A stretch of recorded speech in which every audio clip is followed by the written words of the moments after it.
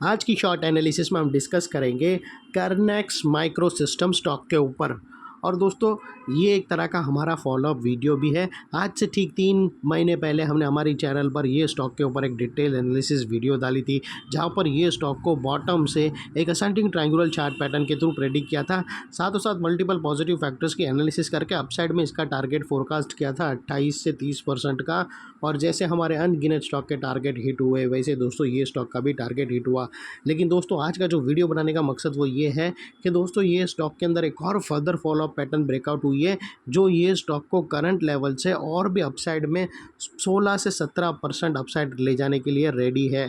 लेकिन दोस्तों, यहाँ पर कोई भी हमारी बाई सेल होल्ड रिकमेंडेशन नहीं है, ये प्योरली एजुकेशन पर्पस से मैं अपना पॉइंट ऑफ व्यू आप लोगों के सामने शेयर कर रहा हूँ।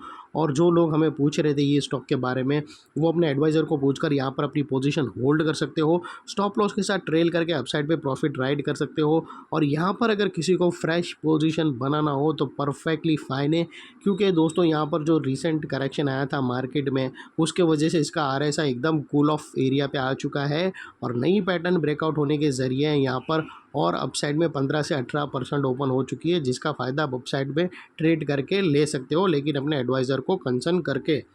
और दोस्तों, यहाँ पर जो हमारा बैक डेटेड वाला वीडियो था, उसका लिंक डिस्क्रिप्शन में पड़ा है, जाकर आप ज़रूर देख लेना, जिसके अंदर हमने वेल इन एडवांस बताया था। ये जो अपसाइड मोमेंटम आप देख रहे हो दोस्तों, ये आने से पहले वेल इन एडवांस हमने बता दिया था। और अभी दोस्तों हम जाएंगे फर्दर एनालिसिस पे दोस्तों। और दोस्तों, ये कोई ऐसा फर्स्ट स्टॉक नहीं है, जो भी स्टॉक के अंदर बड़ा मूवमेंट आता है उसके पहले हम एडवांस में ही बता के दे देते पूरी एनालिसिस। और दोस्तों यहाँ पर भी है। और दोस्तों, अगर आप देखो तो ये वो असेंडिंग ट्रायंगल, और यहाँ पर कुछ मज़े की चीज़ें जो दोस्तों आप लोगों को बताना है, ध्यान से देखना। दोस्तों, अगर आप देखो तो यहाँ पर असेंडिंग ट्रायंगुलर चार्ट पैटर्न हमें मिला, और ये हमारी नेकलाइन थी, ये था हमारा स्टॉप लॉस क्लोजिंग बेसिस पे, और ये हमने कैप्चर किया 28%। और आज की क्लोजिंग के अकॉर्डिंग अगर आप देखो तो मोर देन 38% हम प्लस में हैं।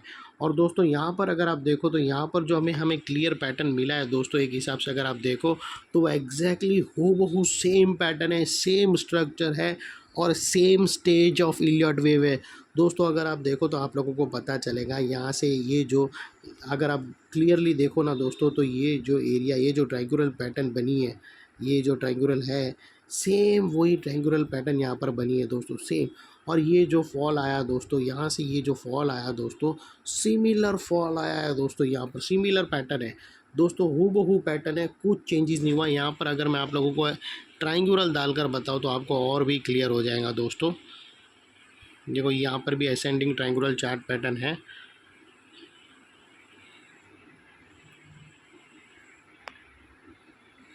सेम ट्रायंगुलर चार्ट पैटर्न है, जिसके अंदर अगर आप डीपली देखो तो एक ABC पैटर्न के थ्रू यहाँ पर हमें ट्रायंगुलर चार्ट पैटर्न ब्रेकआउट होता हुआ मिला।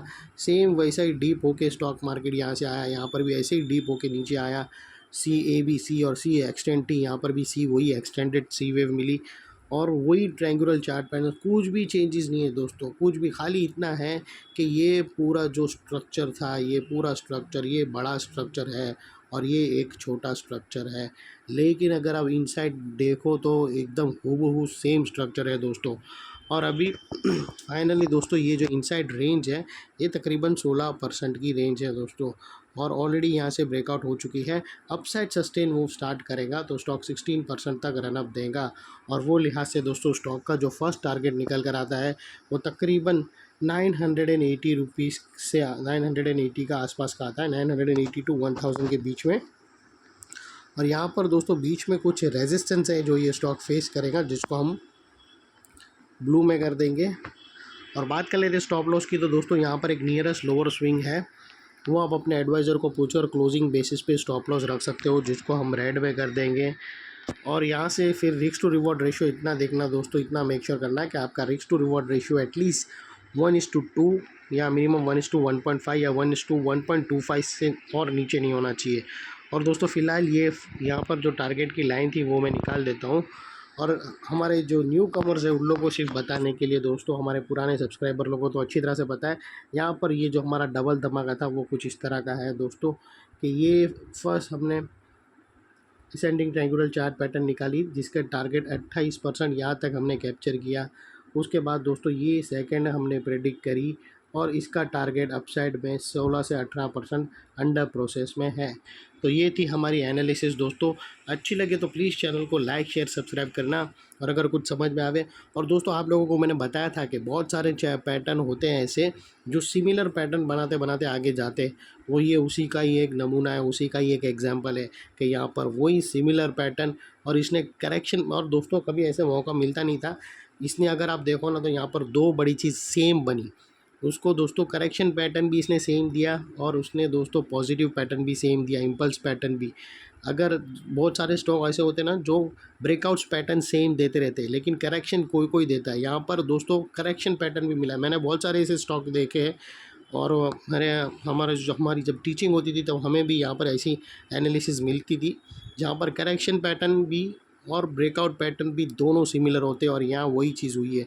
यहाँ पर अगर आप देखो तो दोस्तों ये जो है वो करेक्शन पैटर्न है और ये जो है वो ब्रेकआउट पैटर्न है। ये करेक्शन पैटर्न और ये दोस्तों ब्रेकआउट पैटर्न, तो दोनों भी उसने सिमिलर दिया।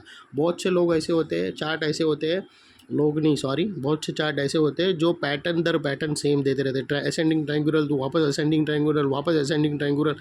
और कोई ऐसे होते हैं जो flag and pole pattern breakout दिया, टारगेट आया, वापस कंसोलिडेशन में गया, फ्लैग एंड पोल पैटर्न बनाया, टारगेट दिया, कंसोलिडेशन में गया, flag and pole pattern, same pattern बनाते रहते हैं। यहाँ पर पैटर्न भी सेम है और करेक्शन पैटर्न भी सेम है। बहुत ही रेयर केस होता है लेकिन ज़रूर मिलता है।